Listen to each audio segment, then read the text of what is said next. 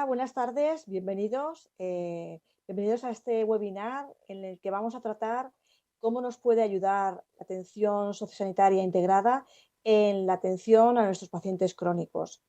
Esta webinar es fruto de la colaboración de Semergen Nacional y del Grupo de Gestión Clínica y Calidad Asistencial con el Máster GESAP de la Universidad de Barcelona, del Instituto de Formación Continua y L3, pues con lo que tenemos un convenio de colaboración y con el que estamos muy agradecidos de poder colaborar. Para esta tarde, para dar paso a esta formación, yo me presento, soy Inmaculada Cervera, soy coordinadora del Grupo de Gestión Clínica y Calidad Asistencial y contamos con dos ponentes que creo que os van a gustar a todos mucho.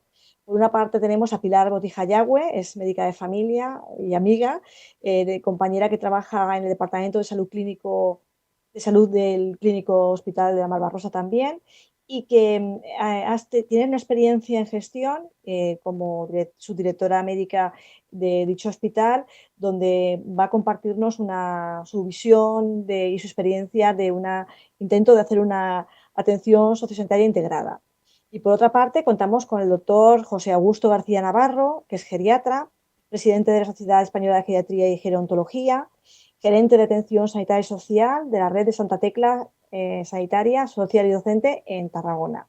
Bueno, pues contamos con ellos dos y para empezar el caso, para situar un poco el caso, porque puede parecer un título un poco abstracto, queríamos comentaros dos casos clínicos, ¿no? Dos casos clínicos que nos encontramos muchas veces en consulta, o por lo menos es la experiencia que tengo yo, ¿no? Por una parte, tenemos pues un paciente, un varón de 45 años, con un coeficiente intelectual bajo, con un retraso en el lenguaje, diabético, hipertenso, con obesidad, con SAOS, con un tratamiento crónico, antihipertensivos y antidiabéticos, con tratamiento también que se tiene que poner subcutáneo, semanal, y bueno, pues que vivía con su madre de 75 años hasta que falleció hace 6 meses. Desde entonces está solo, está con su casa cuando también reside su hermano de 47, que es camionero, pero al estar fuera casi toda la semana, pues pasa mucho tiempo solo.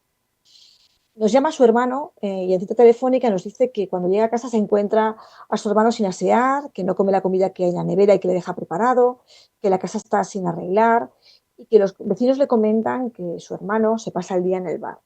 No saca a pasear al perro y tampoco está tomando tratamiento porque ve que la medicación, las cajas están sin tomar en la zona donde guardan la medicación.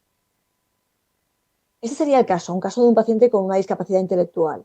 Otro caso que nos podemos encontrar en la consulta es una anciana frágil. Este caso es un caso real, una paciente de 82 años que es fumadora con una EPOC y exacerbaciones frecuentes, sigue fumando, con una obesidad de grado 2, hipertensa, también diabética, tiene una fibrilación auricular, está en tratamiento con anticoagulación, con insuficiencia cardíaca, una enfermedad renal crónica estadio 3B, con psoriasis, con insomnio, una diarrea crónica e incontinencia mixta. Y pues bueno, como veis, lleva varios fármacos para la tensión, para el EPOC, para la diabetes, está anticoagulada, que lleva unos controles irregulares por hematología, con frecuentes descompensaciones, y además que toma benzodiazepinas, que toma hipnóticos para dormir, con dificultad para abandonarlos. Ella vive con su hermana, que es gemela, y que las últimas semanas la han intervenido de rodilla y está ingresada.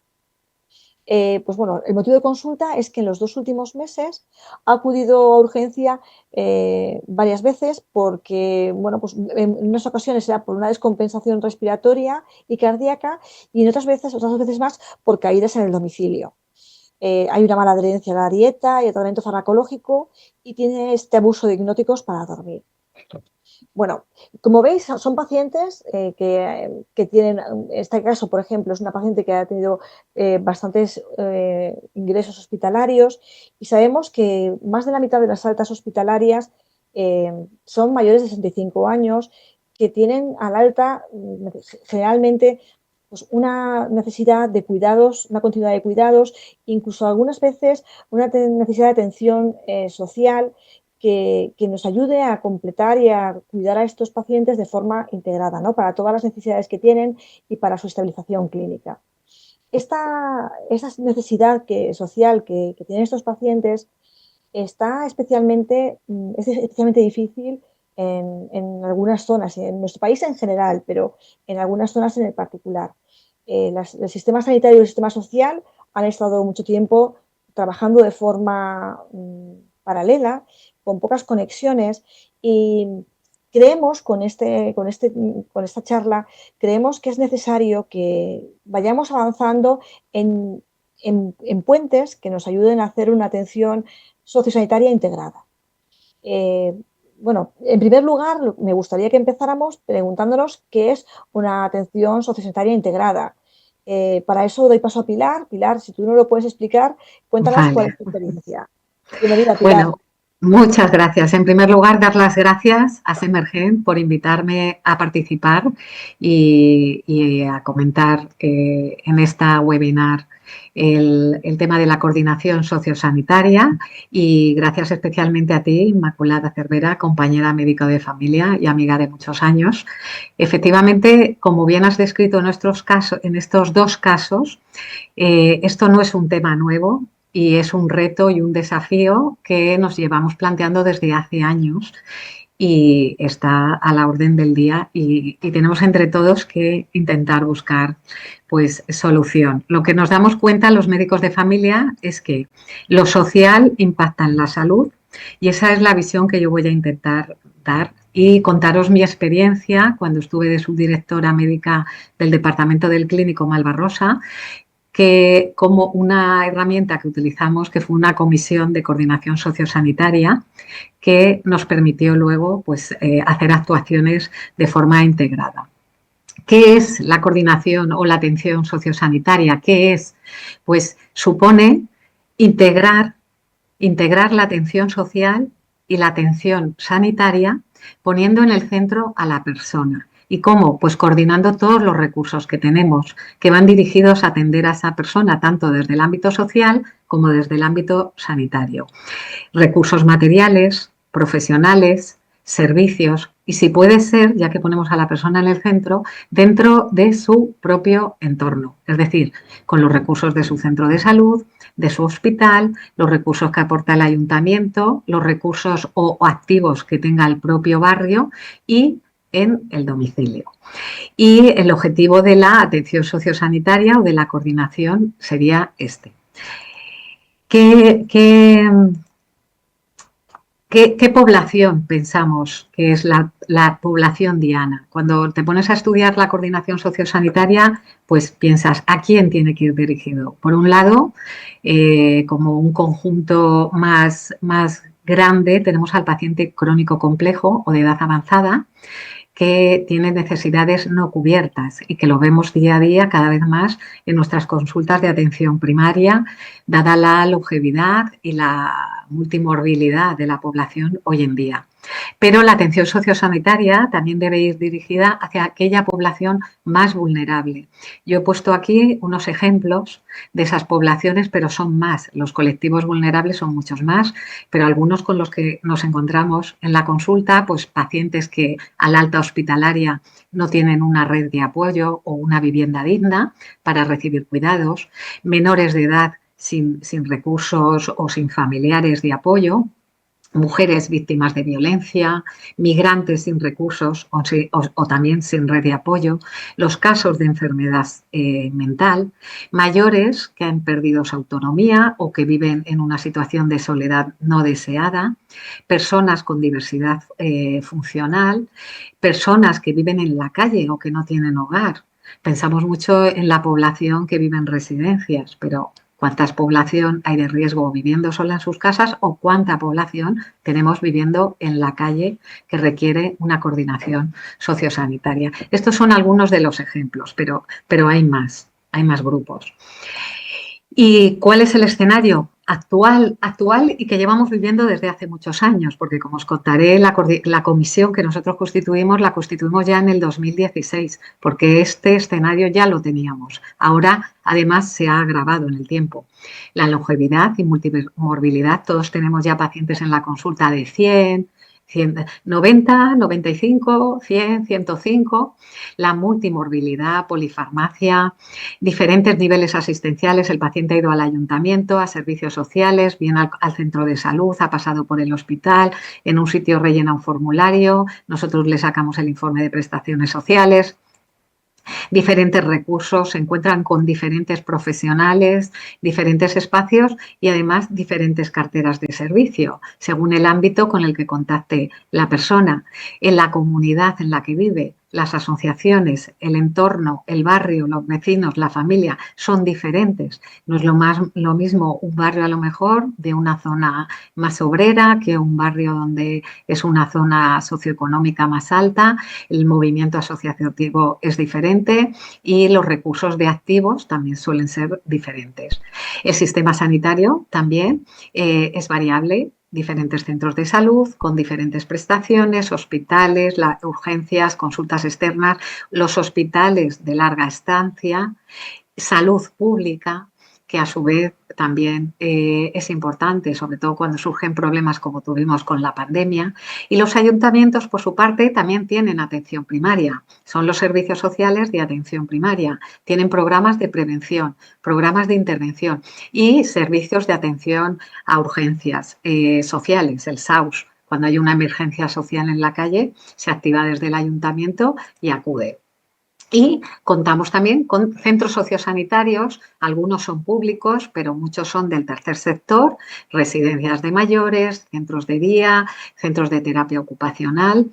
Bien, pues ahí tenemos a la persona y el objetivo sería poner a esa persona en el centro y de ver de qué forma todo este escenario converge para hacer esa atención integral. La experiencia de coordinación sociosanitaria del Departamento del Clínico, como os comenté, surgió en el 2016 con ese objetivo, con el de coordinar toda la atención social y sanitaria que se estaba prestando en el departamento, poniendo a la persona en el centro y facilitando la relación entre todos los profesionales. Para quien no conozca el Departamento de Salud Clínico Malvarrosa, en el año 2016 atendíamos 321.000 personas, consta de 2 hospitales de agudos, que es el Hospital Clínico y el Hospital Malvarrosa, un centro de especialidades, 2 hospitales de larga estancia, el Padre Jofre y el Doctor Moliner, 16 centros de salud y 16 centros auxiliares. Y en paralelo veíamos que los servicios sociales municipales estaban actuando en los pueblos de la Hortanor, porque este departamento tiene una parte rural, que son los pueblos de la Hortanor, y la parte de la ciudad que dependía del Ayuntamiento de Valencia. Y las diferentes instituciones públicas y del tercer sector. Además, contábamos con conocíamos que estaban en el departamento 17 residencias de mayores. Bien, pensamos que estaba salud pública, todos los niveles asistenciales del departamento, el hospital, consultas externas, los centros de salud, los centros sociosanitarios, de alguna forma teníamos que conocernos y coordinarnos. Además estaba la unidad de media estancia, el hospital de día, por supuesto urgencias de hospital, urgencias de consultas externas, la UHD, que actuaba a nivel de domicilio y, como os había comentado, los ayuntamientos haciendo sus intervenciones sociales, asociaciones en el ámbito de la comunidad y en el hospital y el tercer sector, las residencias y demás.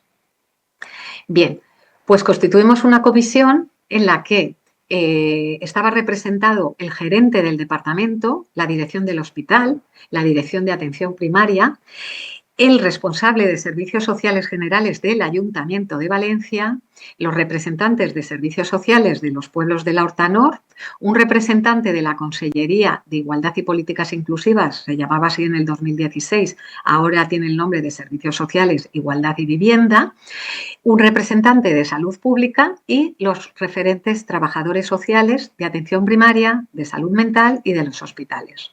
Esta sería como como el consejo en el que la comisión en la que se centralizaba las actividades para alcanzar los objetivos que nos habíamos planteado. Y para ser operativos las subdividimos en tres subcomisiones.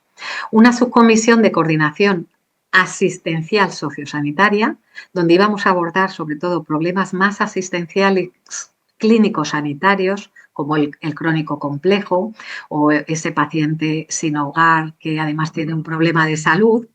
Luego, una subcomisión de asociacionismo y voluntariado, con la que pretendíamos identificar todas las asociaciones y todo el voluntariado que estaba participando en el departamento, que era más del que sabíamos, y la subcomisión de acción comunitaria y participación.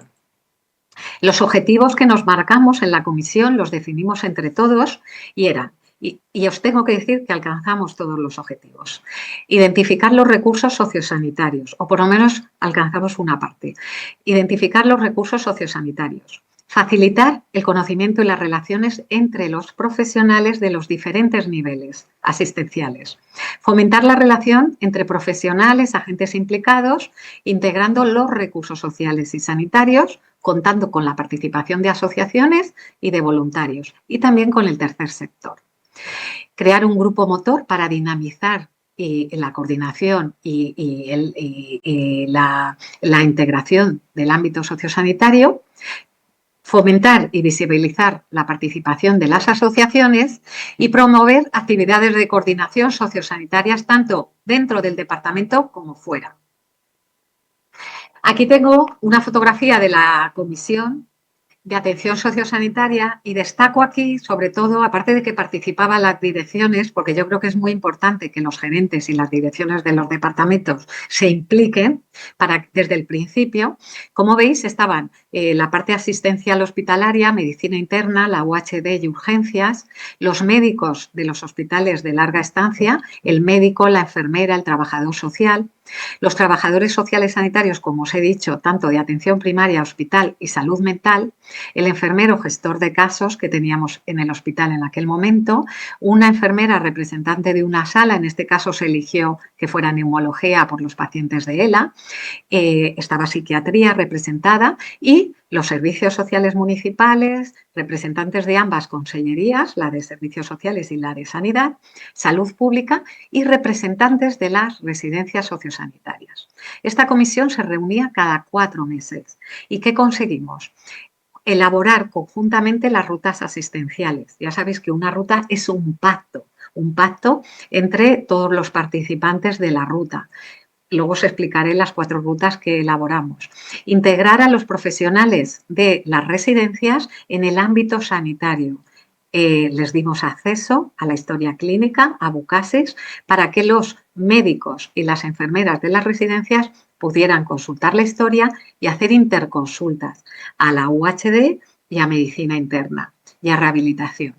Y fomentamos la relación con los centros de salud, de forma que los profesionales sanitarios participarían de las sesiones clínicas de su centro de salud de referencia, de los protocolos que se implementaran y se estableció una coordinación, residencias de mayores, UHD, urgencia, centro de salud y salud pública. En la comisión de asociacionismo, ¿qué hicimos? Pues aparte de que participaba también la dirección, la unidad de docencia y difusión del conocimiento para dar difusión y visibilizar las actividades que estaban haciendo las asociaciones, las trabajadoras sociales del hospital y atención primaria, identificamos todas las asociaciones que estaban en el hospital, Asociación Española contra el Cáncer, Aspanion, Carena, Cruz Roja, Bapren, Payaso Hospital, Amis de la Yen Mayor, y nos reuníamos cada 6 meses. ¿Qué se consiguió en esta subcomisión? Por un lado, conocerse todas las asociaciones, conocer qué recursos estaban aportando las asociaciones y crear sinergias, porque había casos en que había duplicidades o asociaciones que carecían de recursos y el apoyo lo daba otra asociación. Y además, pues al visibilizarse, pues se firmaron convenios con asociaciones nuevas como la de Amis de la Yen Mayor, que es una asociación de voluntarios mayores que lo que hacen es acompañamiento en el domicilio. y la Comisión de Acción Comunitaria y Participación Ciudadana, cuyo objetivo era dinamizar a nivel comunitario la participación y dinamizar a las asociaciones del barrio con la participación también de los ayuntamientos y salud pública. Sobre todo, se consiguió dinamizar la constitución de consejos de zona básica y mapear los activos en salud. Esta comisión se reunía cada 6 meses y ha seguido activa pues, durante todos estos años. Para quien esté más interesado en cómo se organizó esta comisión departamental, que el nombre era Comisión Departamental de Coordinación Sociosanitaria, Asociacionismo y Acción Comunitaria, porque tenía las 3 patas, bueno, pues publicamos un artículo en Gaceta Sanitaria, que lo tenéis ahí en el 2018, que lo podéis descargar, donde contamos la experiencia y cómo los objetivos que tenía y las metas que al final alcanzamos. Centrándonos en el paciente crónico complejo y en el paciente que vive en una residencia, recordar que la residencia es al fin y al cabo el domicilio del paciente, es donde vive esa persona. Entonces, en el departamento desarrollamos 3 rutas, la ruta de la insuficiencia cardíaca, la de diabetes y la del crónico complejo o crónico avanzado. Y lo que hicimos es hacer partícipe de estas rutas a los sanitarios de las residencias, elaborar grupos de trabajo con ellos para contar con la realidad que había en estas residencias. Como os comentaba, integramos al personal sanitario dándole acceso a la historia clínica rectónica Abucasis, que es la historia de atención primaria que usamos en la Comunidad Valenciana. Podían hacer interconsulta no presenciales, se le facilitó el teléfono de contacto del referente de medicina interna del departamento. Podíamos hacer interconsultas no presenciales pues, para prescribir prótesis, sillas de ruedas, andadores, colchones, inclusión del paciente, como os decía, en todas las rutas, y se creó un grupo de trabajo específico con enfermera de atención primaria, medicina interna, UHD, la unidad de documentación, trabajo social y la farmacia de atención primaria, para hacer un trabajo multidisciplinar de abordaje y control de residencias. Se hizo además, por ejemplo, una tesis muy interesante sobre el uso de fármacos y la adherencia al tratamiento en residencias. Se les invitaba a participar en las sesiones clínicas y había un compromiso de la dirección de dar toda la información o protocolos que se difundían en el departamento, se hacía llegar también a las residencias. ¿Resultados que obtuvimos? Bueno, os los he contado, pero el más importante para mí creo que fueron las sinergias que creamos institucionales. Ponernos cara con el médico, el trabajador social y la enfermera del ACLE, del Hospital de Larga Estancia, con el hospital, con medicina interna, las residencias, los trabajadores sociales, sentarnos en las mismas mesas y poner en común casos complejos, para mí fue, yo creo que uno de los mayores logros. Además, se empoderaron mucho los profesionales a los diferentes niveles asistenciales y se visibilizó la figura del trabajador social como alguien que va más allá de gestionar una tarjeta sanitaria o de tramitar unos papeles, sino que es la persona que gestiona el caso, sobre todo a la hora de coordinar esos recursos sociales, porque son las personas que más saben qué otros recursos sociales tenemos y que desconocemos, sobre todo personas en circunstancias de vulnerabilidad. Y dimos formación, talleres sobre paciente activo, formación en las residencias y sobre todo jornadas de voluntariado. En definitiva, se creó un grupo multidisciplinar y multiprofesional, que era uno de los objetivos. A nivel más meso, previamente ya en nuestro departamento, en el 2007, existía la Red de Salud Mental del Marítimo. La Red de Salud Mental del Marítimo era otra herramienta o instrumento que se había constituido por los representantes de salud mental, los centros de salud mental infantil, los centros de salud mental de adultos, la UZCA, las unidades de conductas adictivas, y el Servicio de Salud Mental había creado una red con las entidades y asociaciones del tercer sector y se reunía periódicamente para abordar también casos complejos de enfermos mentales. Entonces, lo que hicimos desde la comisión es participar y adherirnos a esa red para crear más sinergia. A lo largo de 3-4 años se constituyeron 5 consejos de zona básica, ahora ya son muchos más. Se creó la red de comunicación social y sanitaria y se trabajaron documentos, el Servicio de Atención a Urgencias Sociales del Ayuntamiento de Valencia, Atención al Paciente Crónico Complejo y el documento de planificación al alta. Cuando un paciente era ingresado en el hospital, se elaboraba ya un circuito para que fuera notificado a través del enfermero gestor al centro de salud que ese paciente había sido dado de alta. Y bueno, se difundieron las actividades en la web y se organizaron jornadas de asociacionismo y voluntariado. Este es un ejemplo de una de las rutas que hicimos, la ruta asistencial de insuficiencia cardíaca. Como veis, es del 2018 este documento. Me consta que ahora estoy en el departamento otra vez como médico de familia, que esta ruta evidentemente ya se ha actualizado porque estamos en el 2025, pero quiero que veáis ahí lo multidisciplinar que fue la constitución del primer documento, porque estábamos todos lo que he comentado de la Comisión de Coordinación Sociosanitaria participando en la elaboración de la ruta. Y a nivel macro, pues hicimos varias jornadas de atención integrada social y sanitaria centrada en la persona. Hicimos 3 jornadas donde participaron ponentes de ambas consellerías, de los ayuntamientos, de las asociaciones. Fueron muy exitosas, por lo menos vinieron 200 o más personas y participábamos en los grupos de trabajo que tenían en ese momento la Consellería de Sanidad y de Igualdad y Políticas Inclusivas para dinamizar la estrategia. He de decir que actualmente, porque he consultado a la Consellería, en la Comunidad Valenciana ya han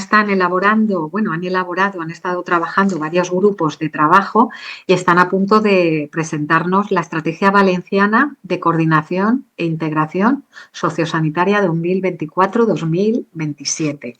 Recientemente ya se ha pilotado en un pueblo de Alicante, otro en Castellón y en Valencia, la historia clínica sociosanitaria única. Es decir, que el paciente con el número SID pueda acceder al sistema de historia electrónica social y sanitaria. Esto ya ha arrancado y supongo que nos lo van a presentar en breve y ya va empezando a ser una realidad. Y bueno, ¿por qué quiero hablar yo de los determinantes sociales? Porque, como os he dicho, creo que cada vez somos más conscientes de que lo social está impactando en la salud. No sé si todos los que estáis escuchando la webinar lo conocéis. ¿Qué son los determinantes sociales? Los determinantes sociales son las circunstancias en que las personas nacen, crecen, viven, se desarrollan y mueren.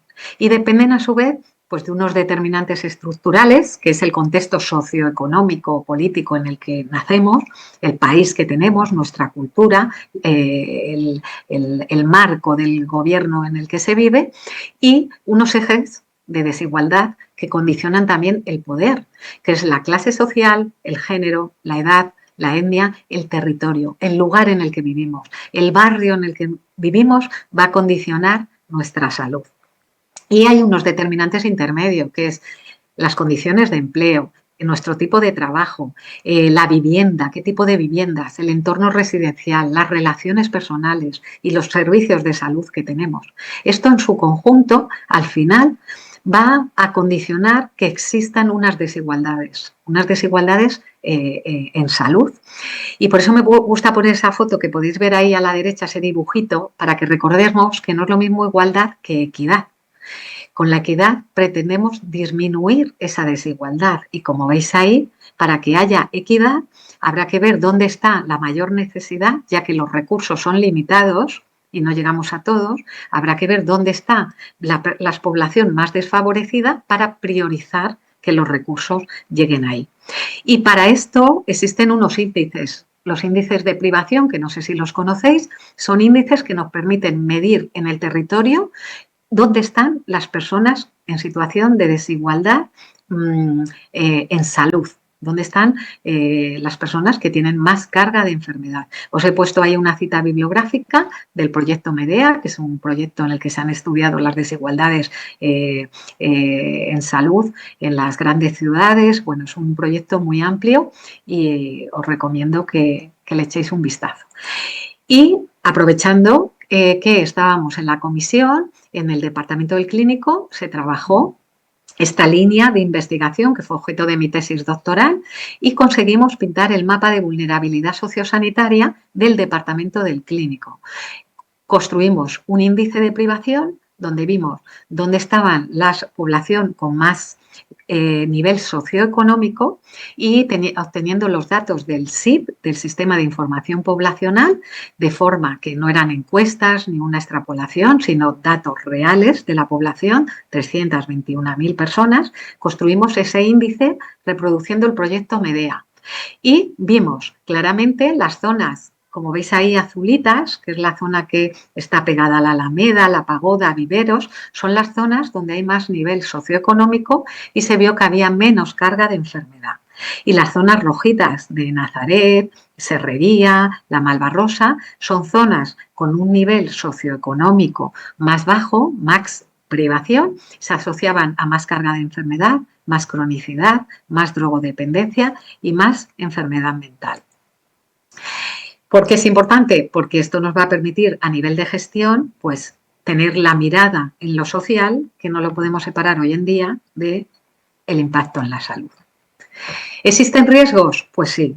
Los riesgos ya los veíamos, mantener esto en el tiempo, la falta de conocimiento de todos los recursos sociales, no sabemos si estamos conociendo todos los recursos de los que disponemos, que los participantes de la comisión se saturen o que no lleguemos a todos los niveles. Y ya en el 2016 lo decíamos, se necesita una estrategia a nivel macropolítico en la Comunidad Valenciana, en la que participen todos los departamentos, se le dote de presupuesto, porque esto requiere presupuesto, haya formación, información y planificación y evaluación.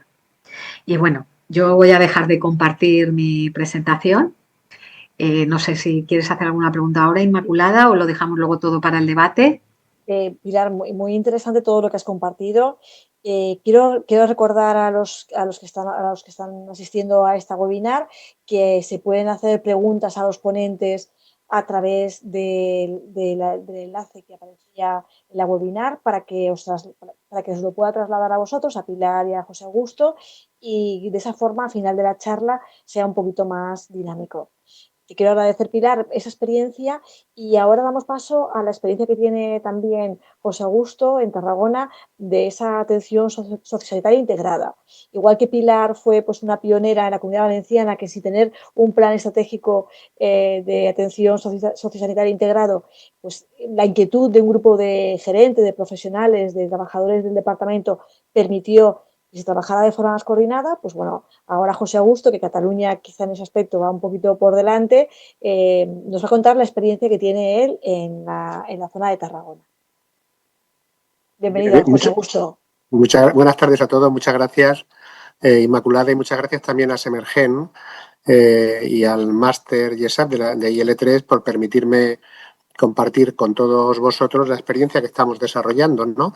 En la zona sur de Cataluña, en Tarragona en concreto, en la red de atención sanitaria, social y docente de Santa Tecla, ¿no? Primero, por poner en contexto, os comento, ¿no? Nosotros somos una red que hace provisión de servicios sanitarios y sociales para el sistema público, sanitario y social de Cataluña. Por lo tanto, a pesar de ese nombre raro, forma parte del sistema de provisión público, sanitario y social, ¿no?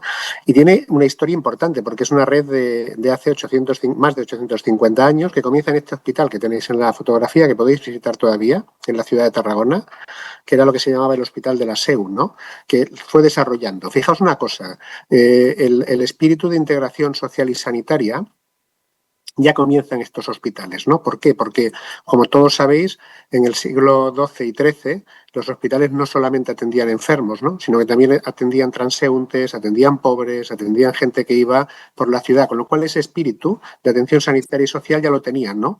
Y lo que se trata es, en fin, de no perderlo, ¿no? Porque así empezamos todos hace muchos siglos a hacer provisión de servicios sanitarios.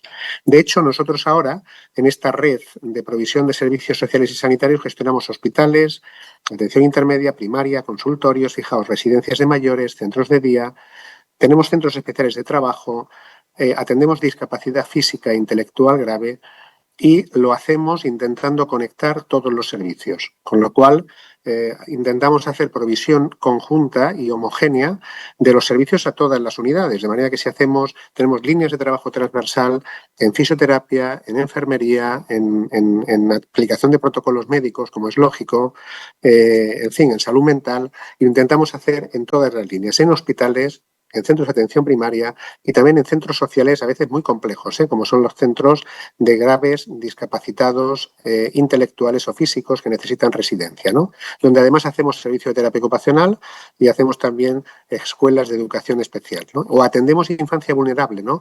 Con todas las líneas de atención de infancia vulnerable, desde residencias para ingresar hasta promoción de recuperación de tutela, de inserción social y de inserción laboral, ¿no? El conjunto de la red sanitaria y social de la Tecla son más de 3.500 trabajadores, con un presupuesto de más de 270 millones de euros. Ahora mismo gestiona 2 hospitales de agudos, 6 áreas básicas de salud y 130 camas de lo que aquí llamamos atención intermedia, que son esos hospitales que en otros sitios de España llaman de media y larga estancia, ¿no? Con todas las líneas de atención, unidades de cuidados paliativos, convalecencia, rehabilitación geriátrica, subagudos, psicogeriatría y también unidades domiciliarias para atender pacientes en domicilio, siempre como soporte a la atención primaria.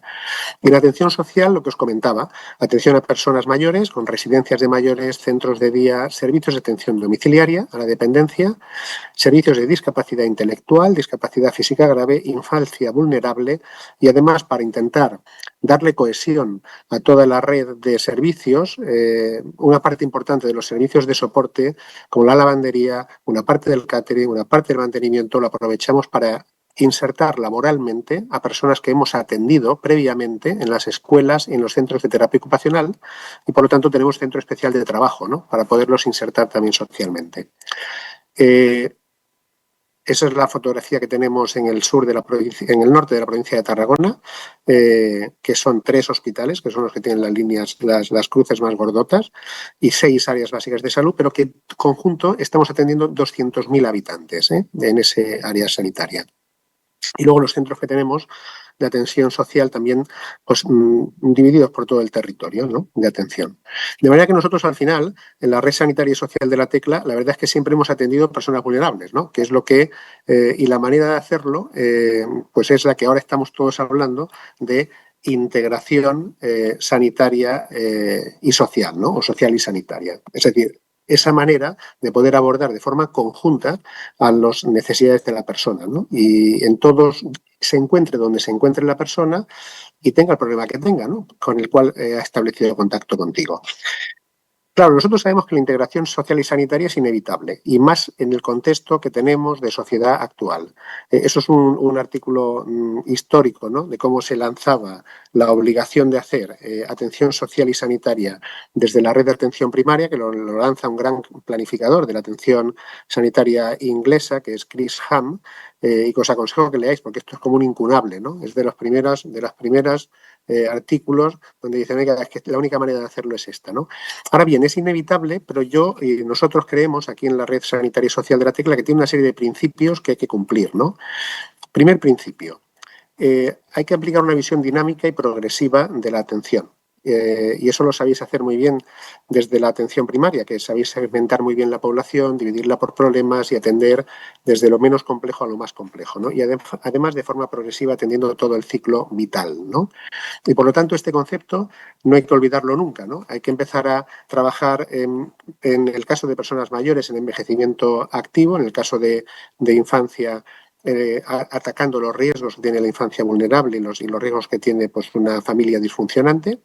Hay que trabajar el entorno amigable para esas personas y aquí juega una parte importante de determinantes sociales de la salud que nos comentaba Pilar. Hay que atacar también los riesgos que tiene no hacerlo, que es básicamente hacer una inclusión social para esas personas en la sociedad. Por eso os comentaba, por ejemplo, en la iniciativa del Centro Especial de Trabajo para discapacitados, ¿no? Intelectuales y físicos moderados, ¿no? Que tienes que facilitarle mucho la atención. Tienes que luchar contra los riesgos siempre. En el caso de población anciana, los más importantes son la lucha contra la soledad no deseada en estos momentos, que sabéis que tiene un importante incremento de la mortalidad prematura en las personas que la sufren y un gran determinante del que se habla muy poco, pero que es muy importante, que es la pobreza, de nuevo otros grandes determinantes sociales de la salud que hay que atacar. Y por último, pues montar toda la red asistencial de apoyo, desde el punto de vista hospitalario, desde el punto de vista de atención primaria de salud y desde el punto de vista también de servicios sociales, ¿no? Pero no hay que olvidar nunca esta progresividad y dinámica, ¿no? En la atención de estas personas, porque lo último son los cuidados. Es muy importante atacar los riesgos, muy importante atacar las fases precoces de la enfermedad o de la complejidad de las personas. Por lo tanto, principio número 1. El segundo gran principio es que cada vez más estamos dirigiendo la provisión de servicios al domicilio y a la comunidad. Y por lo tanto, cada vez más tenemos que centrarnos, y nos centramos en políticas que por cierto, están bastante mal presupuestadas para los servicios en general, para la promoción de la autonomía, para la potenciación de los recursos comunitarios y de voluntarios, nos lo comentaba también Pilar hace unos minutos, potenciar servicios domiciliarios y luego poco a poco ir progresando la intensidad de recursos, ¿no? Centros de día más terapéuticos cada vez más, viviendas asequibles adaptadas para toda la población, población mayor, población de infancia, población con discapacidad. Y por último, las residencias solamente cuando no haya más remedio, ¿no? Yo creo que eso es un concepto también muy importante de progresividad en el despliegue de recursos, pero muy importante potenciar la promoción, la potenciación de la comunidad y el servicio domiciliario dentro de entornos amigables y ciudades preparadas. Y un tercer principio, además de este segundo que me gustaría hacer, que es general para todos, es hacer la atención centrada en la persona. Y un tercer principio, os decía, es que hay que hacer no solamente la integración vertical, que es la que hemos hecho mucho, que es cómo contactamos atención primaria de salud y atención especializada o atención social primaria y atención especializada social, sino también la horizontal, ¿no? Es decir, de qué manera trabajamos conjuntamente servicios sociales y servicios sanitarios, contando que son diferentes administraciones, contando que son diferentes financiaciones y contando que son diferentes sistemas de información, ¿no? Y diferentes culturas, ¿no? Y eso es lo que probablemente nos cueste más trabajo trabajar. Claro, en esta integración vertical y sobre todo en integración horizontal estamos luchando en los últimos años en todas las comunidades autónomas y en toda España, pero yo creo que tenemos aún problemas importantes y muy urgentes para solucionar en estos momentos en pacientes muy complejos y en personas muy complejas. En concreto, en los servicios de urgencias hospitalarios, estas personas cuando acceden a ellos tienen muy difícil salida y una gestión compleja que a veces les conduce única y exclusivamente a una hospitalización. Yo creo que otro punto caliente del sistema son los hospitales por dentro, que trabajan de forma muy episódica por sistemas y sin una visión global de todo lo que es la persona y cómo puede seguir su continuidad luego en el domicilio, ¿no? Para poderse integrar en la comunidad. Y, en tercer lugar, yo creo que también tenemos un problema importante en las residencias de mayores, ¿no? Y si me permitís, 2 minutos antes de explicaros qué hacemos aquí en la red sanitaria y social de la Tecla, dejadme una reflexión o dos de las residencias de mayores. Fijaos, las residencias de mayores cada vez acumulan más carga de enfermedad. Este es un artículo publicado en el año 2020, finales del 2020, sobre la carga de enfermedad que tienen los residentes de residencias de mayores aquí en Cataluña. Y cómo se ha ido haciendo cada vez más progresiva esa carga y va aumentando más en los últimos años. Fijaos aquí en la diapositiva, tenéis aquí el año 2011 hasta el 2017. y van viendo cómo va aumentando la carga de diferentes enfermedades, cuando la persona ingresa en una residencia de mayores. Por cierto, cuando una persona ingresa, este artículo dice que en estos momentos tienen 7,6 enfermedades crónicas activas y consumen 11 principios farmacológicos diferentes al día los residentes catalanes, que son 60.000. Bueno, pues del 2011 al 2017, por ejemplo, de insuficiencia cardíaca crónica hemos pasado de un 18% de personas a un 28%. El 18% al 28%. O de demencia hemos pasado de 1 de cada 3 a 1 de cada 2. Claro, y eso está pasando en toda España. ¿Qué quiere decir? Que tenemos en un recurso social, que es el domicilio de la persona, a personas con un acúmulo enorme de enfermedad. ¿Cómo abordamos estas enfermedades, ¿no? Y aquí hay pocos programas que se hayan evaluado de forma seria, ¿no? Uno de ellos que a mí me gusta mucho es un programa que ponen en marcha y publican unos ingleses, que os lo comento sucintamente porque es la base de la atención que nosotros estamos disparando aquí ahora en La Tecla, en Tarragona, que es este modelo de atención. Se hace en 4 áreas básicas de salud en el noreste de Londres. Le llaman al programa Health Mill, eso es lo de menos. Cada residencia de ancianos le asigna un área básica de salud. Estas personas de la residencia tienen acceso preferente a especialistas en geriatría si es necesario. Evidentemente, quien se encarga del control de estas enfermedades son sus equipos de atención primaria, en horario de mañana y de tarde y de fin de semana. Los equipos de atención primaria forman a enfermeras y a gerocultoras en los síndromes geriátricos, hacen formación. Nos lo comentaba también Pilar en su programa de coordinación sociosanitaria que había formación. Hacen seguimiento de fármacos, y eso es importante, introducir a la farmacéutica de atención primaria en el control de estas personas. Y luego hacen una formación muy importante específica en el final de la vida. Fijaos que es una intervención sencilla, es una intervención que hace, oye, el equipo de atención primaria, reforcémoslo, que dé formación, que tenga acceso a estas personas y que las ponga en el radar, ¿no? Y luego un tema muy importante, que es el acceso preferente a un especialista hospitalario. Si una persona de la residencia necesita acceder a un especialista en geriatría, en este caso, o a un neurólogo o a un cardiólogo, no puede estar esperando 3 meses que le den cita, o 6 meses, porque acaba en el servicio de urgencias. Por lo tanto, este acceso preferente es realmente importante en población vulnerable, por ejemplo, en este caso, ¿no? Claro, ¿qué consiguen? Pues fijaos, por ejemplo, el programa Health Mill, que lo tenéis aquí en la diapositiva, en la primera columna, pues consigue una disminución de un 40% de ingresos hospitalarios urgentes o un 34% de visitas a urgencias, con una intervención muy sencilla, insisto, ¿no? Y que está evaluada en concreto en este programa. Nosotros estamos trabajando en esta línea con médicos específicos y equipos específicos en residencias de mayores, aquellas que gestionamos en la red sanitaria y social de La Tecla. Fijaos bien las ideas de este programa de Health Mill de acceso en residencias de mayores, que son ideas comunes a la integración social y sanitaria. Oye, intervención proactiva, no reactiva. Si te esperas a que venga la persona tan vulnerable, ya la tienes muy complicada. Segundo, coordinación excelente entre primaria y atención especializada. Tercero, formación específica en la población que tenemos que atender, que es muy compleja. Estamos hablando de personas mayores que ya conocéis todos y son muy complejas. Si los que conozcáis a graves discapacidades intelectuales sabéis que también es muy complejo. Y los que estáis atendiendo a población infantil vulnerable o con problemas de salud mental y trastornos del neurodesarrollo graves, son también muy complejos, ¿no? Pero en todos los casos, intervención proactiva, atención primaria especializada trabajando a una, formación específica, derivación rápida y preferente en pacientes complejos. No pueden esperar en situaciones de crisis, no pueden esperar o no pueden ir solamente al servicio de urgencias, porque entonces les condenamos probablemente a un ingreso hospitalario donde se complica mucho. Y luego hay que evaluar el impacto, hay que evaluar si disminuimos el servicio de urgencias, incrementamos la calidad de vida, etcétera, etcétera, ¿no? Y siempre hacerlo en equipos interdisciplinares. Eso es imposible hacerlo solo desde la medicina, hay que hacerlo medicina, enfermería, trabajo social, fisioterapia, psicología, farmacia, etcétera, etcétera, ¿no? ¿Qué estamos haciendo nosotros en integración vertical y horizontal aquí en la red sanitaria y social de la Tecla? Os lo he puesto en niveles micro, meso y macro, y luego, si os parece, lo discutimos, ¿no?, durante la discusión.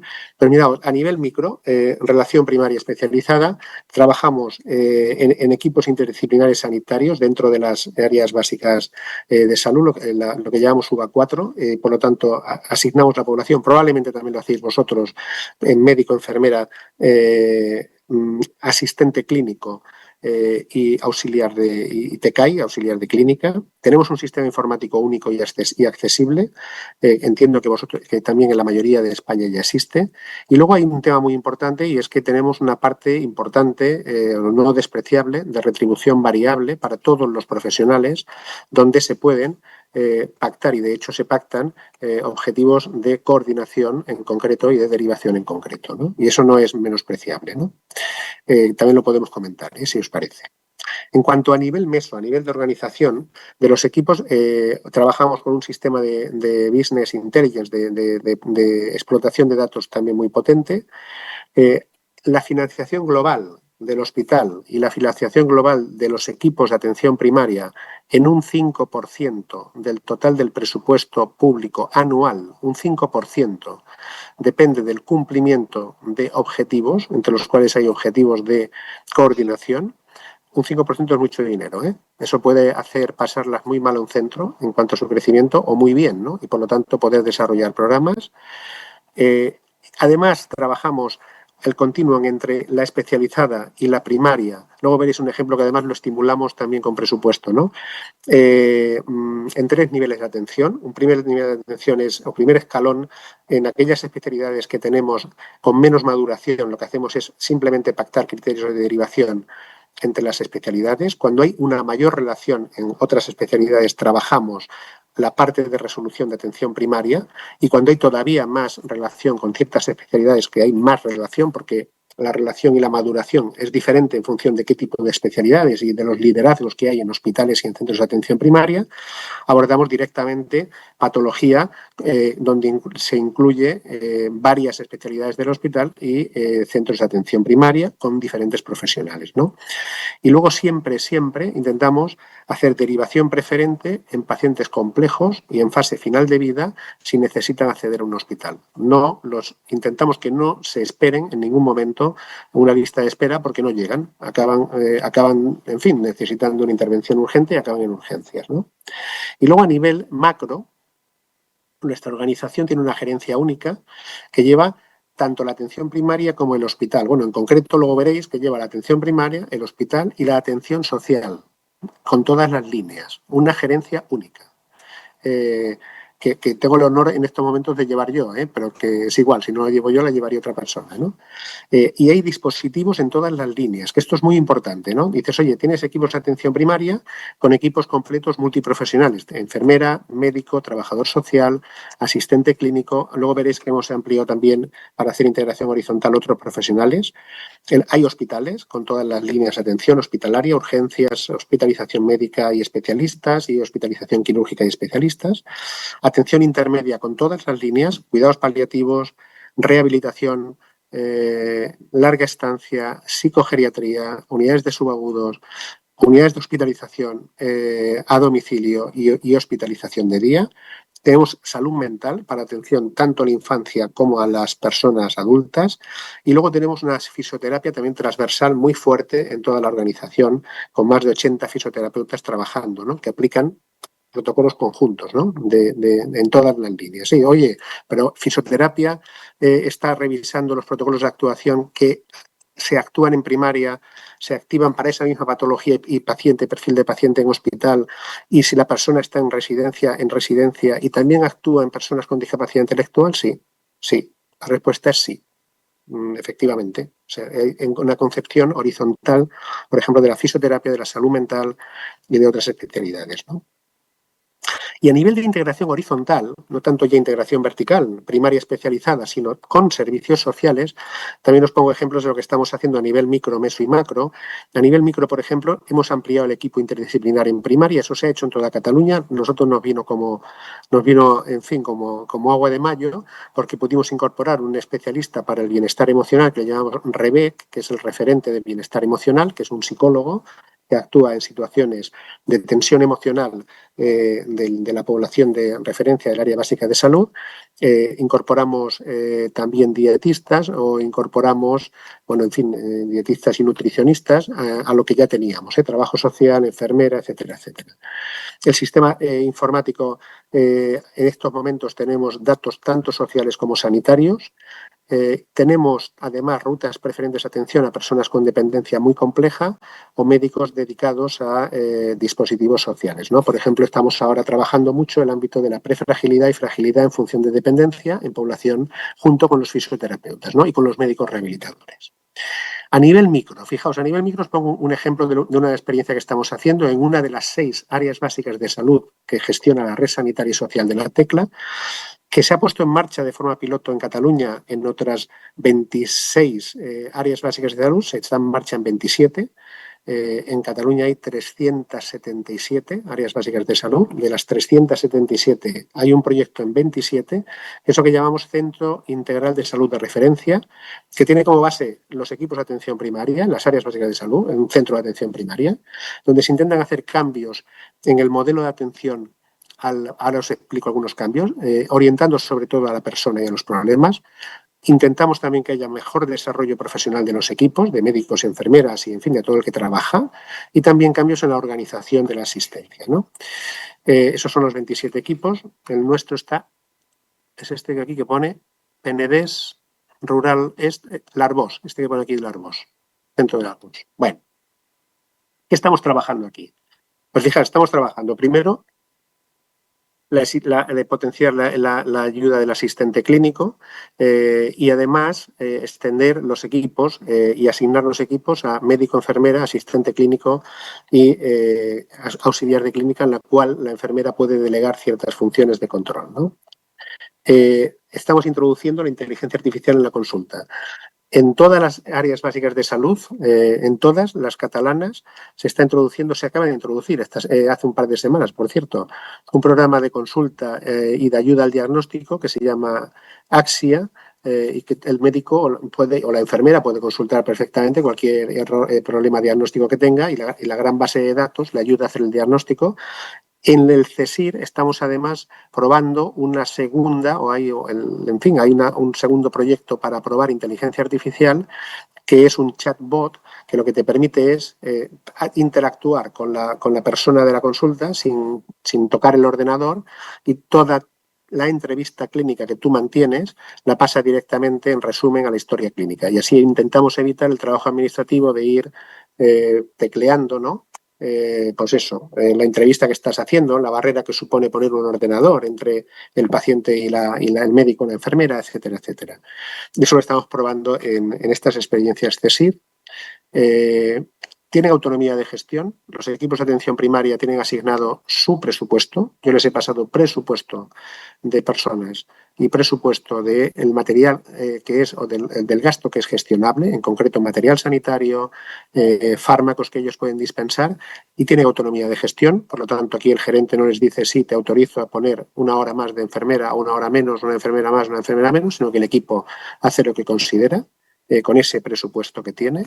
Por lo tanto, se les deja trabajar y que ellos prioricen. La fisioterapia en concreto está trabajando en detección y actuación de prefragilidad y fragilidad en función del grado de dependencia, diferentes tipos de atención, y en fisioterapia respiratoria en personas con enfermedad pulmonar obstructiva crónica. En salud mental, un desarrollo importante no solo de detección de problemas de neurodesarrollo, que ya lo hacían en el programa Salud y Escuela, sino de atención a problemas que son algo más allá que leves, sino que también moderados. Todo el problema ya lo sabéis, ¿no? Trastorno por déficit de atención, problemas de lenguaje, problemas de aprendizaje y trastorno de espectro autista leve y moderado.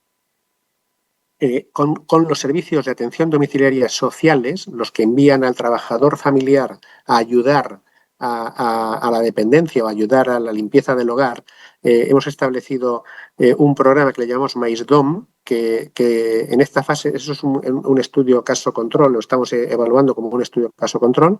En concreto, lo que hemos hecho ha sido a los trabajadores familiares, cuando van a ver a la persona a la cual atienden cada día para ayudarles a hacerles la higiene, hacerles el movimiento, en fin, controlar que se han tomado la medicación o ayudarles en la limpieza del hogar o en la preparación de la comida, estas asistentes personales en el sistema informático que tienen en su teléfono, si detectan un signo de alarma, inmediatamente lo reportan al centro de atención primaria, donde hay una enfermera que se encarga de activar los recursos. Oye, se ha mareado el paciente, se ha caído, no ha dormido por la noche, está muy agitado o no entiende los mensajes o habla mal. Bueno, esos signos de alarma se reportan inmediatamente y la enfermera inmediatamente activa lo que tiene que activar, o bien una visita en el médico de atención primaria, o bien una visita domiciliaria, o bien una visita a urgencias, o bien una visita al día siguiente, ¿no? Programada. Y es un programa, bueno, ya os digo que estamos evaluando y con el Consejo Comarcal de la zona donde está el Arbós, ahora estamos gestionando una bolsa de horas de atención domiciliaria para que la dispense directamente, sin autorización de los servicios sociales del Consejo Comarcal, que la dispense directamente el equipo de atención primaria, cuando lo considere oportuno. Y por último, tenemos relación con los especialistas del hospital.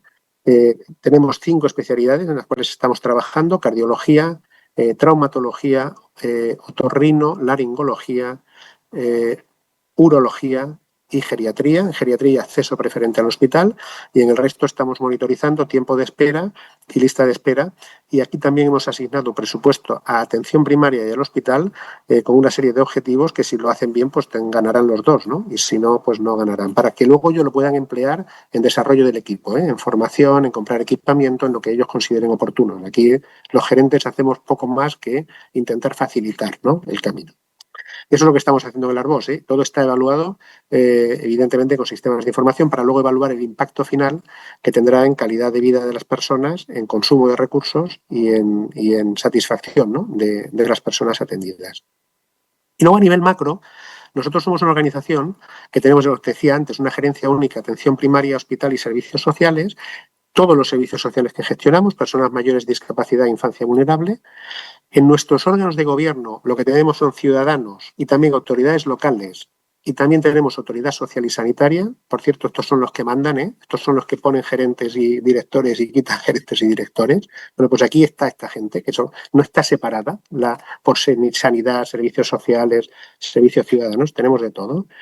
Y luego también, a nivel de Cataluña, en este momento se está en marcha una nueva, esperemos que nos ayude, pero tenemos dudas de cuál va a ser el grado de ayuda, pero sí que es cierto que hay en marcha una nueva agencia catalana de atención integral, social y sanitaria, que comenzará a hacer que trabajen conjuntamente los departamentos y las consejerías de servicios sociales y de servicios sanitarios, ¿no? Esperemos que nos ayude, pero de momento, mientras nos ayude, no. La gerencia única la tenemos y los órganos de gobierno los tenemos formados por la gente que le interesa el tema este, ¿no? Y luego, evidentemente, hacemos evaluación económica de todos los proyectos, en fin, todos los servicios que hacemos. Estamos entrando en medida del impacto en personas. Calidad de vida es uno de los indicadores más importantes para medir aquí, porque mucha población vulnerable, en fin, yo creo que es importante medir el impacto que tiene como persona, satisfacción y calidad de vida, porque a veces no puedes conseguir resultados que serían conseguibles con control de enfermedad en personas más jóvenes. Y luego sí que intentamos que participen hasta el grado que puedan las personas vulnerables en el diseño de servicios, y desde luego sus cuidadores, ¿no?, que al final nos ayudan mucho a poder mantenerlos en domicilio cuando los tenemos en domicilio, o orientar terapias cuando los tenemos en régimen ambulatorio o régimen de ingreso. Y esto es lo que hacemos. Abiertos a vuestros comentarios y preguntas. Bueno, yo recuerdo a los que se hayan incorporado un poquito más tarde que podéis plantear preguntas y a través de la página web, y yo trasladaré a los ponentes al final de la charla. Bueno, la verdad que, José Augusto, muchísimas gracias. La verdad que es una experiencia muy, muy, muy estimulante, ¿no?, para muchas personas, los que trabajamos ahí. Yo ahora, antes de plantear, analizar tranquilamente vuestras experiencias concretas, no me gustaría que acabara la charla sin que propusierais en vuestras experiencias cómo se podía haber abordado, cómo se abordarían estos pacientes que hemos hablado anteriormente, al principio de la charla. Un paciente con una enfermedad mental, con un apoyo familiar intermitente, o una paciente crónica compleja que de repente claudica a su hermana y que tiene pues mala adherencia en el autocuidado, con una complicación de sus patologías crónicas, con una intoxicación por alimentos, con una mala con una necesidad de ayuda en las actividades de la vida diaria. En vuestros dos casos, ¿cómo plantearéis o cómo se plantea la ayuda a estas personas? Desde una forma sociosanitaria integrada. Bueno, en el caso del primer caso, que además fue un caso que yo viví en la consulta, hicimos una visita a domicilio, la enfermera, la trabajadora social y yo, para ver en el contexto al paciente. Y en este caso, la trabajadora social nos comentó la posibilidad de acceder a un centro ocupacional. Y algo como acceder a un centro ocupacional es que eso llevó a que se resolviera lo demás, porque ya hubo un control del tratamiento, hubo un control de la higiene, el hermano pudo estar centrado también, porque aquí no hemos hablado de los cuidadores, o lo hemos perfilado, pero otro problema que hay aquí añadido es la sobrecarga de los cuidadores, porque los cuidadores empiezan, en el caso de los mayores, tenemos personas, pacientes con 100 años que el cuidador tiene 70 y la sobrecarga cada vez pues, es mayor para el cuidador. Pues en este caso, ya ves, la trabajadora social nos señalara la posibilidad de que esta persona podía tener acceso a un centro ocupacional, pues encauzó el caso, en este caso concreto, que era una persona joven, pues con un retraso intelectual y que lo que necesitaba era cierto acompañamiento y supervisión que no le podía dar la familia porque no estaba esa necesidad cubierta. Muy bien. Y José Augusto, por ejemplo, en tu caso, la paciente está mayor, crónica compleja, que está con múltiples ingresos en el hospital, que está descompensándose su patología de base. ¿Cómo lo solucionáis ahí? ¿Quién detecta el caso? ¿Quién lidera, en este caso, el abordaje? ¿Quién es el responsable de coordinar todos los servicios? ¿Cómo lo estáis haciendo? Mira, aquí, como en todos los casos de pacientes vulnerables, quien lidera, quien detecta y quien está encima son los centros de atención primaria, son los equipos de atención primaria. Eso hay que tenerlo muy claro. Lo que pasa es que nosotros tenemos aquí abierto una ventaja o un abanico enorme de posibilidades para que el centro de atención primaria pueda dar respuesta, ¿no? Y yo creo que eso es un tema muy importante, ¿no?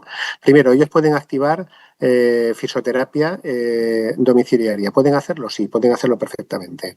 Pueden ponerse en contacto con un equipo que les ayude a llevar la patología aguda durante un momento dado en domicilio, como una hospitalización a domicilio. Sí, pueden hacerlo. Pueden, en el caso de que no sea necesario o sea necesario hacer un ingreso para hacer rehabilitación y cuidados, como en el caso de esta señora, que probablemente era necesario, estabilizar también el insomnio que tenía, estabilizar la dificultad respiratoria, pueden hacerlo. Y lo pueden hacer además en hospitales de agudos o lo que es preferible hacerlo en lo que llamamos nosotros hospitales de subagudos, ¿no? Que son hospitales donde hay fisioterapia, donde hay más trabajo social y donde hay más preparación al alta que en el caso de los hospitales de agudos, ¿no? Y luego piensa que todos los equipos de atención primaria aquí disponen de gestores de casos que se encargan luego también de garantizar la continuidad asistencial de este paciente, ¿no? Entonces yo creo que aquí el problema que tenemos es que tenemos la ventaja que tenemos, no el problema, y el gran tesoro que tenemos es que tienes acceso a un abanico enorme de recursos que además están gestionados por la misma red, ¿no? Tecla, y eso favorece mucho pues esa continuum asistencial y que haya pues esa comunicación entre primaria y especializada, ¿no? Si el paciente se pone tremendamente complejo es cuando va al hospital, vía urgencias. Y ahí es donde estamos poniendo últimamente mucho el foco porque hay que intentar poner al paciente en el contexto de la enfermedad que tiene y de toda la historia que tiene, ¿no? Si no lo haces, ya sabes que los servicios de urgencia enseguida medicalizan, enseguida ingresan y enseguida a veces te hacen, en fin, ir por el camino de la amargura, ¿no? En el seguimiento. Yo creo que el que está liderando entonces en este caso es la persona que detecta el problema y está pivotando en los dos casos en atención primaria, ¿no? Por lo que veo. Claro, pero En vuestro con la, caso, ¿hay los claro, recursos? Sí. con la absoluta tranquilidad de que además tú dices, oye, pues este señor ya sé que ahora mismo o esta señora ya sé que está ingresada a una unidad de subagudos, si es necesaria la dejará en la gran rehabilitación y cuando la devuelvan a domicilio me van a avisar, ¿no? Y yo puedo activar la enfermera gestora de casos y sé que vendrá en otras condiciones, ¿no? Y hay una comunicación fluida, ¿no? Con los equipos del hospital, ¿no? Y eso es muy importante, ¿no? Que no En haya vuestro, esas barreras que a veces hay entre que la primaria deriva y no sabe ni quién es el médico que la lleva, ni el equipo que la lleva, ni lo que le están haciendo, ni cuando le dan el alta. Y lo que eso es, vamos, es que hay que hacerlo porque es la única manera, ¿no? De garantizar que estamos haciendo las cosas bien con el paciente, ¿no? Aparte de por respeto, ¿no? Interprofesional. ¿cómo trabajáis con la parte social? Porque a mí me ha sorprendido mucho que esté unificado el presupuesto social y sanitario en una única gerencia. Eso es un poco en contra de la normativa legislativa que hay ahora hoy en día. ¿Cómo lo habéis conseguido? ¿Cómo En habéis la conseguido? provisión, en la provisión de servicios. Nosotros en la provisión de servicios lo tenemos unificado. Pues mira, pues lo hemos, en fin, porque lo permite el sistema que tenemos, catalán. No tenemos otra cosa, ¿sabes? No hay ningún Claro, porque problema. el Hay trabajador una cosa social muy está importante, implicado en el equipo. hay una cosa muy importante. Nosotros lo que no hacemos es transferir, no podemos transferir fondos, que eso sí que lo impide la legislación, que son sociales a fondos sanitarios, ¿no? Pero sí que podemos hacer que los equipos trabajen conjuntamente o podemos priorizar ciertos programas sociales respecto a otros en función de la población que te encuentres, ¿no? ¿Sabes? Por ejemplo, en población vulnerable infantil, nosotros tenemos puesto el foco para hacerle el soporte de salud mental. ¿Por qué? Porque ahí es donde tenemos un fallo importante en población infantil, ¿no? En cambio, en población mayor insistimos más en geriatría, por ejemplo, ¿no? Como es lógico, ¿sabes? Bueno, esa flexibilidad que da asignar ese presupuesto sanitario sí que lo tenemos. Muy bien. Luego, a ver, si quieres compartir de nuevo la presentación, porque Sí, ahora quería mismo, la comparto. plantear gustaría plantear en este año, ¿no? Estamos viendo que se están, como decía Pilar, hay comunidades que no tenían un plan estratégico de atención sociosanitaria integrada, que lo están empezando a plantear y que me gustaría preguntaros, si quieres pasar a la siguiente diapositiva, eh, el papel de atención primaria, el médico de familia, lo hemos visto, ¿no? Pilar, que Sí, tiene yo esa creo visión. que lo ha dicho también José Augusto. Yo creo que atención primaria, por la ubicación que tenemos en la comunidad, la accesibilidad que tiene la persona a nosotros, realmente estamos siendo un puente entre los dos sistemas. Y como decía aquí, es que ya la coordinación sociosanitaria no es que sea un lujo, no es que el que tenga dinero para pagarse los cuidados tendrá cuidados, es que es una necesidad básica. Lo interesante de José Augusto es que tienen presupuesto y ellos están integrando esos recursos. Nosotros, a día de hoy, lo que hacemos es relacionarnos a nivel profesional, por eso la importancia de conocerse y la importancia de que existiera esa comisión, que no lo he comentado anteriormente, pero cuando en el 2020 llegó la pandemia, el que tuviéramos esa estructura de comisión departamental multiprofesional y multiniveles nos facilitó mucho el seguimiento del COVID, porque ya nos conocíamos. Entonces, claro, nosotros lo que estamos es detectando y comunicándonos con nuestros compañeros de la UHD, con nuestros compañeros de urgencia. Me consta que en el clínico, en urgencias, ya han hecho una unidad del paciente frágil, que es este perfil que comenta José Augusto, pues cuando llega ese paciente crónico complejo avanzado que ya tenemos que hacer intervención a veces ya más paliativa y no tan agresiva. Y entonces es eso, es tener el médico de familia, yo creo que tenemos la posibilidad de tener esa mirada de los determinantes sociales, una mirada mucho más amplia, tenemos la sensibilidad social porque nos llega y creo que lo que falta ahora en primaria es presupuesto. O sea, a primaria le falta presupuesto en general para desarrollar diferentes programas y ahora en concreto la cronicidad, que cada vez va a ser más el problema de la multimorbilidad y del paciente crónico complejo, va a requerir una línea presupuestaria específica para que los equipos de primaria pues podamos también estar más disponibles para ir a esos domicilios, más disponibles para estar coordinados con los compañeros del resto de instituciones. Y yo creo además Yo además, Inmaculada y Pilar, yo creo que también hay que eliminar burocracia, ¿sabes? No puede ser que para que se acceda a un servicio de atención domiciliaria haya que hacer no sé cuántos papeles, esperar la valoración del ayuntamiento, Eso etcétera, es. etcétera, ¿no? Porque al final dices, ¿Qué hombre, pasa pues el es que tiempo? si eres, claro, si eres capaz de trabajar en equipo, es que es muy sencillo ponerse de acuerdo el trabajador social del centro de atención primaria con el del servicio del ayuntamiento para ver qué se necesita, ¿no? Yo creo que eso es un tema importante. Y luego, yo creo que es importante que conocer muy bien la cartera de servicios que tienes en tu área sanitaria y poderlas activar rápido, poderla activar rápido. No, no. Y la única manera de hacerlo eso, yo creo que es conociéndose y poniéndose cara, que también lo ha comentado Pilar, ¿eh? Poniéndose cara, trabajando, oye, en forma de una comisión o en forma de un equipo más pequeñito, ¿no? Eso cada territorio que lo vaya articulando, ¿no? Pero, en fin, un centro de atención primaria tiene que tener muy claro cuáles son los recursos a los cuales puede acceder, quiénes son las personas que les pueden dar el paso a esos recursos y poderlos activar de manera rápida.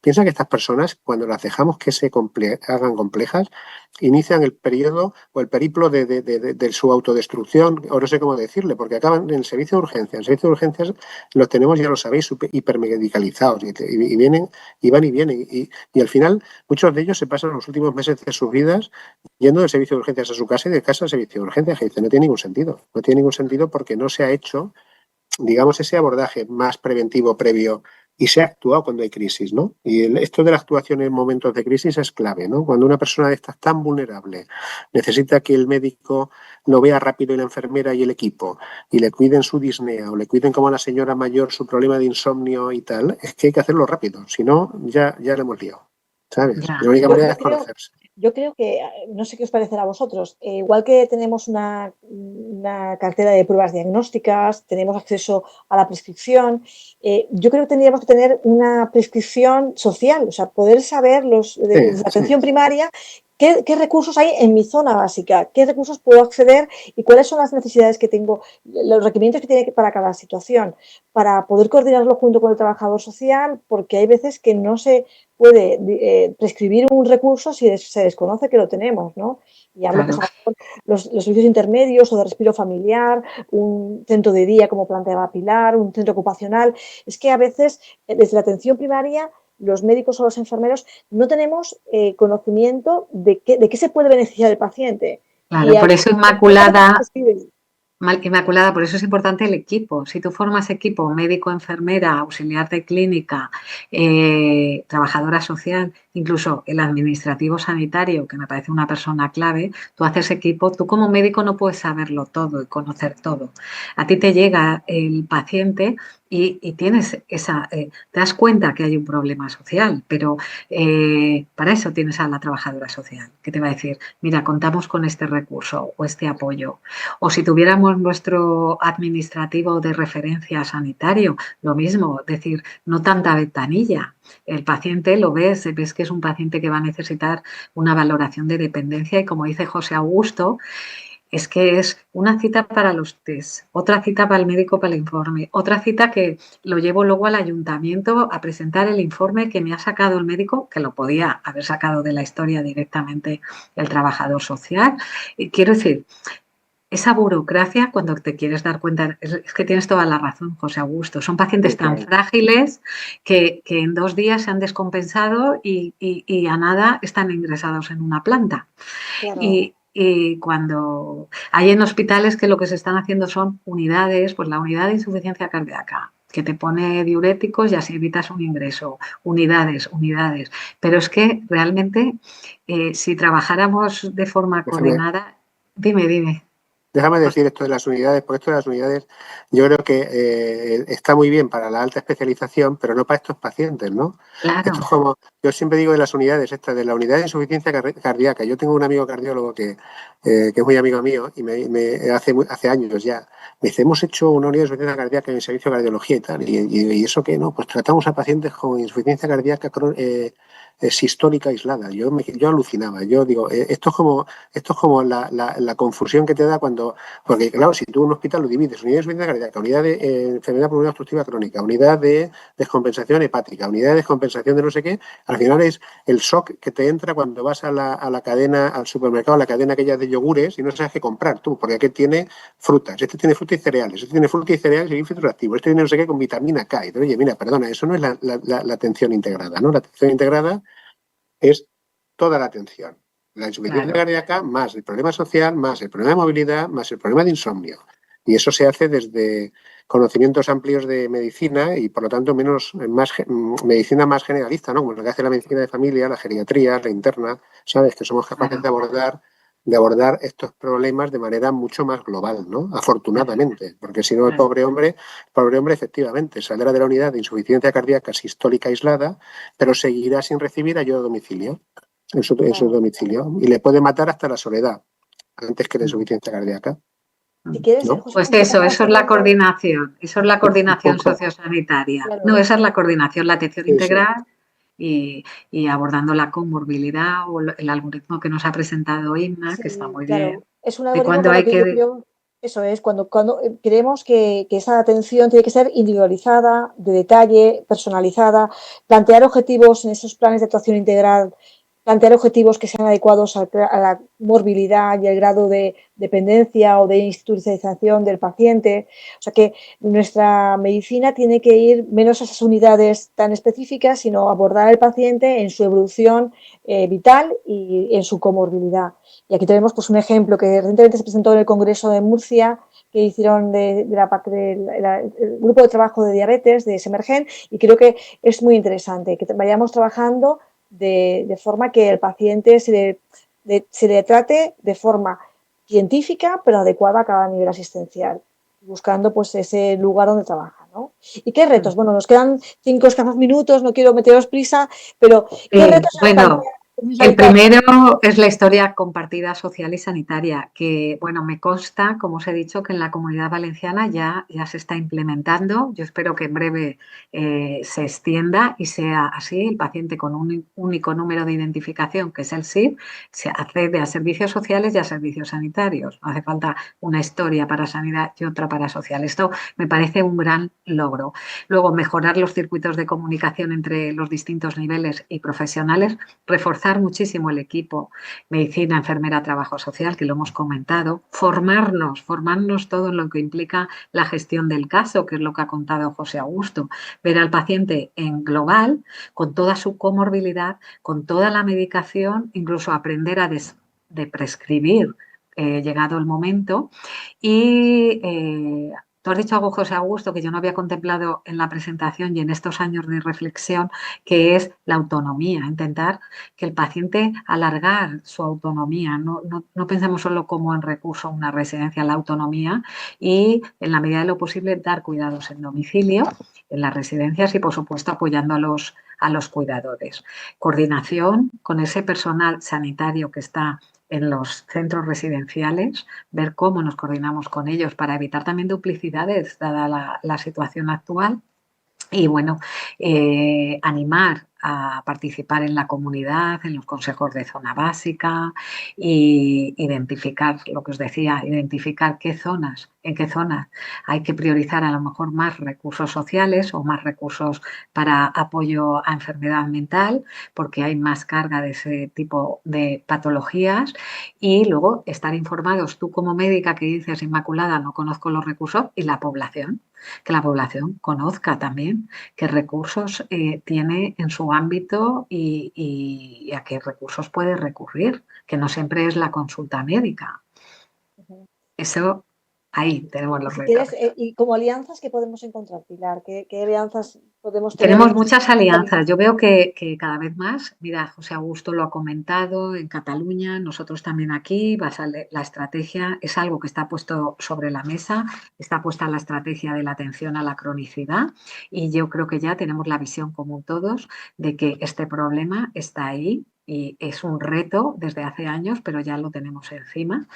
Y la alianza es que las consellerías, ambas consellerías están trabajando conjuntamente con los ayuntamientos, que las direcciones de los departamentos y las gerencias conocen la problemática y están también apuestan por empezar a trabajar en este sentido.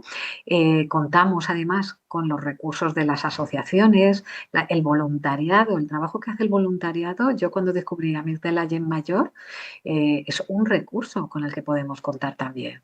Y nada, los consejos, como he dicho, los consejos de zona básica y la participación de la ciudadanía, que José Augusto ya tiene ahí un órgano de gobierno donde está la ciudadanía, pues aquí también debería constituirse. Y la alianza de los equipos, trabajar en equipo es la clave.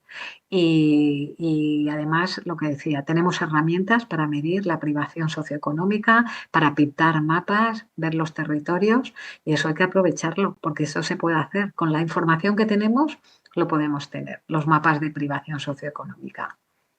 Es muy interesante los mapas estos que has planteado, Pilar. Y como conclusiones, José Augusto, ¿cómo que te gustaría cerrar esta charla? A ver, ciérranos tú esta charla. Bueno, yo, en fin, os enuncio unas cuantas, ¿no? Pero fijaos, aquí importante facilitar el espacio y las relaciones entre diferentes niveles de atención. Os lo comentaba, ¿no? Integración vertical y, por lo tanto, atención primaria y especializada, pero también la horizontal social y sanitaria, tanto a nivel de primaria como a nivel de especializada. Yo creo que es importante que la atención sea centrada en la persona y eso implica medir los valores que la persona le da a la atención, ¿no? Y por eso os hablaba mucho de satisfacción, os hablaba del valor calidad de vida, que los médicos somos muy técnicos, estamos siempre midiendo pues la supervivencia media, si es más larga o menos larga, si tenemos la capacidad de recuperación y de más fuerza en la cadera o en la prensión de la mano, que eso está muy bien como signos clínicos, pero lo que le importa al paciente es otra cosa, ¿eh? Y lo que le importa al paciente es si se cumplen sus expectativas de atención y de cuidados, ¿no? Y en estas poblaciones tan vulnerables es muy importante, ¿no?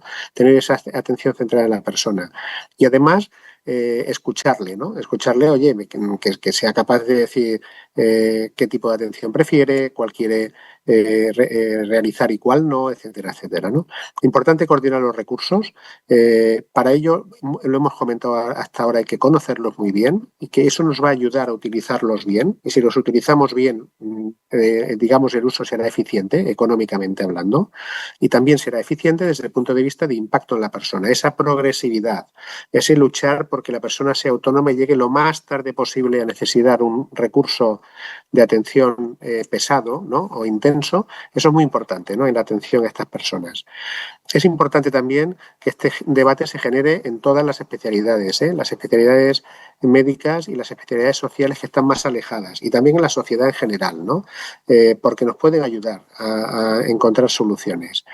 Pensad siempre que es un proceso dinámico, que es un proceso flexible y que ese dinamismo nos obliga a responder de forma rápida cuando llega la crisis. Y si no, acabamos mal, porque no, ese paciente acabará en un servicio de urgencias y tendremos una suma de catástrofes probablemente dentro del sistema. Y muy importante desmedicalizar la atención. Pensar que es importante el soporte de la familia, el cuidar el factor de riesgo de índole social, que no es de índole médico, el que viva la persona en un entorno amigable y el que participen personas que son capaces de ofrecer tratamiento compensatorio, por ejemplo, terapeutas ocupacionales, y que son capaces de incrementar la autonomía como fisioterapeutas, trabajadores sociales, psicólogos, es básico, ¿no? En la atención de estos pacientes, ¿no? No son solo fármacos, afortunadamente, ni intervenciones quirúrgicas. Y eso yo creo que hay que tenerlo muy claro. Bueno, pues muchísimas gracias a los dos por haberos acogido también al tiempo. Son ahora y 31. Yo estoy encantada con vuestras presentaciones, que personalmente me han resultado muy inspiradoras y muy ilusionantes, ¿no? Para abordar esta complejidad, ¿no? Que es la asistencia sociosanitaria integrada. Quiero también agradecer a José María Greco, que es el director del máster de gestión integrada de servicios de atención primaria, sociales, hospitalarias y comunitarios, que nos ha puesto en común, nos ha conseguido conciliar a los tres, que ha sido uno de los protagonistas en la sombra de esta webinar. No sé si José María se quiere decirnos unas palabras. Y bueno, pues agradecer a todos los participantes que habéis estado escuchando esta sesión, que creo que queda grabada, se podrá volver a ver, pero pienso que nos puede ayudar a comprender y conocer un poquito más esta asistencia sociosanitaria integrada. Gracias a ti. Gracias a vosotros de nuevo, porque... Hasta luego y muchas gracias a todos. José María, si quieres decir algunas palabras. Gracias, Augusto. José María, que estaba por ahí, que igual quería decir alguna frase, alguna palabra. Es un placer poder colaborar con Semergen para buscar la mejora de la atención a las personas y con la estrategia de integrar funcionalmente servicios sociales y servicios sanitarios, pues que generemos valor en nuestras consultas con la persona que estamos atendiendo. Ya con esto es un placer esta colaboración. Muchísimas gracias. Muchísimas gracias a los tres y espero que nos volvamos a encontrar en otro evento o en otra charla, porque esto es empezar a trabajar este tema que quizá no está del todo pues bien estructurado en nuestro conocimiento científico y en el día a día. Pues muchísimas gracias a los tres. Gracias a vosotros. Gracias a vosotros. Hasta luego.